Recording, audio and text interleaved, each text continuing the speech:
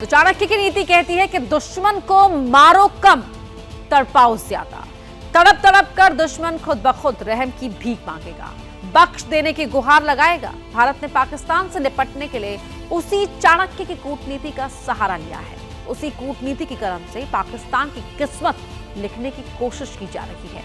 पाकिस्तान को सबक सिखाने के लिए हिंदुस्तान ने जो चक्रव्यूह तैयार किया है, आज उसी चक्रव्यूह का बारीकी से विश्लेषण हम करने वाले हैं। भारत ने पाकिस्तान के खिलाफ जो चक्रव्यूह तैयार किया है, उसके 3 प्रमुख बिंदु हैं। पहले इन तीनों के बारे में आपको बताते हैं, फिर विस्तार से उसकी चर्चा करेंगे। चक्रव्यूह के पहले चरण में भारत ने दुनिया के अलग अलग देशों में अपना प्रतिनिधि मंडल भेजा है, जो पाकिस्तान की पोल खोल रहा है, वैश्विक मंच पर पाकिस्तान को एक्सपोज कर रहा है।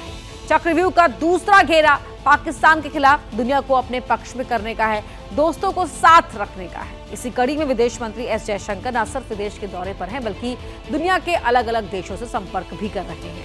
चक्रव्यूह का तीसरा घेरा हमने डाला है यूएन में। दुनिया का सबसे बड़ा मंच संयुक्त राष्ट्र का मंच है। उस मंच पर हमने पाकिस्तान को पूरी तरह से एक्सपोज करना शुरू कर दिया। यूएन के मंच पर पाकिस्तान के झूठ को हम दुनिया के सामने ला रहे हैं। कूटनीति के इन 3 सीढ़ियों के जरिए हम पाकिस्तानी पाप के सीढ़ी पर चढ़कर उसे परास्त करने में जुटे हैं। भारत की इस कोशिश में पक्ष विपक्ष सब एकजुट है। भारत के अंदर भले ही कुछ मुद्दों पर आपसी मतभेद हो, लेकिन पाकिस्तान के गुनाह से निपटने के लिए पूरा हिंदुस्तान एकजुट है। हर कोई इस बार पाकिस्तान को बेनकाब करने में जुटा है। वहीं ऑपरेशन सिंदूर की जानकारी देने और पाकिस्तान के पाप का घड़ा फोड़ने के लिए भारतीय प्रतिनिधि मंडल दुनिया के अलग अलग देशों में इस समय मौजूद है, और उनमें से एक डेलीगेशन कल बहरीन पहुंचा, जिसमें फायर ब्रांड नेता असदुद्दीन ओवैसी भी शामिल है। ओवैसी ने बहरीन पाकिस्तान पर किया जोरदार प्रहार। ओवैसी ने कहा कि पाकिस्तानी आतंकी संगठन आईएसआईएस जैसा है, ये पूरी मानवता के लिए खतरा है। आतंकियों ने कुरान को गलत ढंग से पेश किया। इस्लाम आतंकवाद के खिलाफ है, एक बेगुनाह का कत्ल पूरी मानवता को मारने जैसा है। और ऐसा कहते हुए असदुद्दीन ओवैसी ने पाकिस्तान को दुनिया के सामने एक्सपोज कर दिया। उन्होंने कहा कि एक बेगुनाह का कत्ल पूरी मानवता को मारने जैसा है। इस्लाम आतंकवाद के खिलाफ है और आतंकियों ने अपनी इस हरकत से कुरान को गलत ढंग से पेश किया है। The truth is that these terrorist organizations have justified killing of innocent people in India, and they have out of context quoted Quranic verses. They have out of context quoted the hadith of Prophet Muhammad sallallahu alaihi wasallam.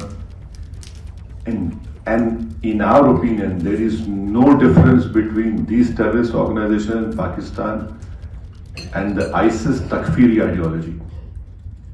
This we must remember. This is a menace to the whole humankind, and we have to put an end to it, because they have used religion to justify killing of people, and the whole world knows that Islam has condemned terrorism. Quran has categorically stated that killing of one innocent person, the Quran has not said killing of one innocent Muslim, it said killing of one innocent person is like killing of whole humankind. This one must remember. Asaduddin Owaisi इतने पर ही नहीं रुके। उन्होंने पाकिस्तान को बेनकाब करने में और उसे वार्निंग देने में कोई कसर बाकी नहीं छोड़ी। कहा कि पाकिस्तान अब दुस्साहस की सोचे भी नहीं।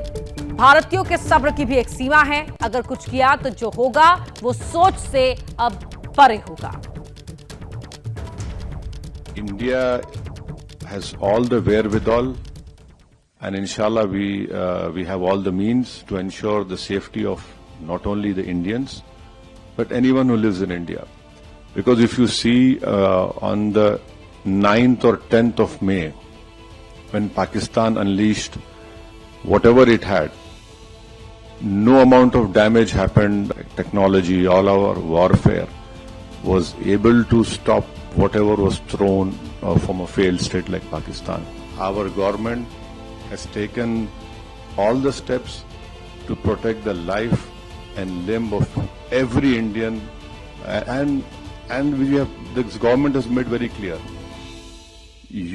Next time you take up this misadventure, it will be beyond what they are expecting. See, we don't want to reply in that way, but there is a limit to the patience of the Indians.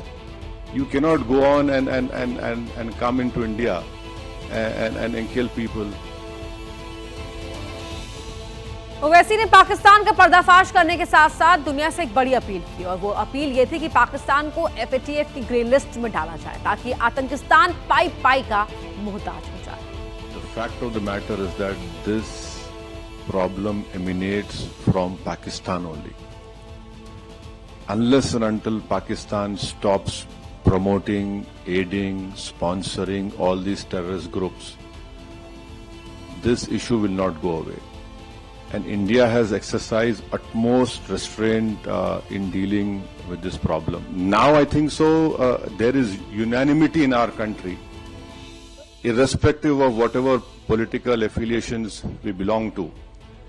Yes, we have our political differences, but when it comes to the integrity of our country, it is high time that the neighboring country understands. And I would hope and request that the Bahraini government would help us in bringing back Pakistan in grey list of FATF, because this money has been used to support those terrorists, and we had bombed those 9 terrorist sites. How is it that a designated terrorist is offering namaz-e-janazah of those people? I mean, there is a limit to this shamelessness. Inshallah, hopefully, we will see the end of this menace very soon. वहीं Bahrain गई delegation में BJP सांसद निशिकांत दुबे भी हैं और उन्होंने भारत का साथ देने के लिए बहरीन का शुक्रिया अदा किया, लेकिन साथ ही साथ तुर्की और अजरबैजान को आईना भी दिखाया, जो सब कुछ जाने के बाद भी पाकिस्तान के समर्थन में है. OIC में जो बहरीन है, जहां आप हैं, सऊदी अरब है और मैक्सिमम जो इस्लामिक कंट्रीज हैं, वो हमारे साथ ही हमेशा नजर आए. मतलब एक्सेप्ट 2-3 कंट्री को छोड़कर, Turkey, Azerbaijan. Religion is not a guarantee of any security. और everybody is seeing in Jordan what is happening there, Iraq, Iran, everybody think so. So I feel कि what we are doing here and what our people are doing outside India, all OIC country will again support us.